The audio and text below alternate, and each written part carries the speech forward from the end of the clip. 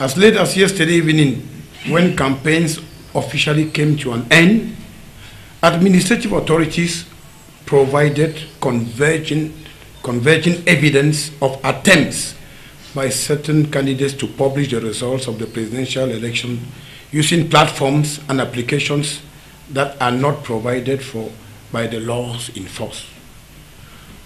I want to take this opportunity to reiterate to candidates that whosoever is tempted to engage in this criminal activity should stop before it's too late.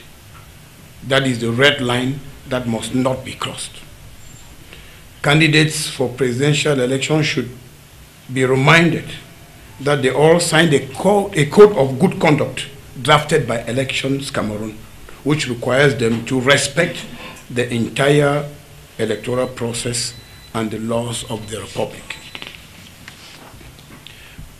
The administration will take drastic measures to put an end to any attempt of fabricating fake election results and publishing them on illegal platforms. Defaulters, regardless of their political status or social rank, shall face the heavy arm of the law. As it has always been the case, there will obviously be complaints and observations from candidates after the presidential election. However, the administration's position is consistent. Candidates must use legal channels to file their complaints, observations, or grievances in due time. That is the path of wisdom. That is a sign of political maturity and sense of responsibility.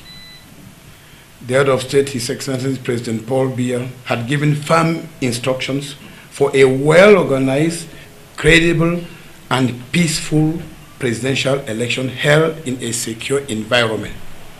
I wish to assure the national and the international communities that the presidential election of today took place in the 10 regions without any major incident.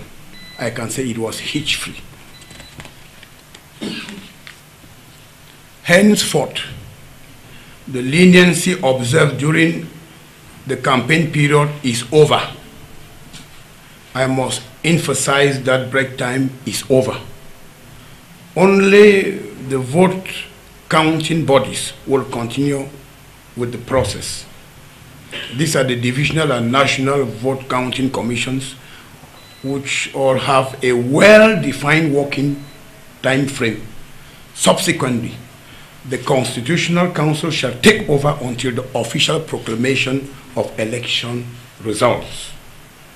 No action out of this legal framework shall be tolerated.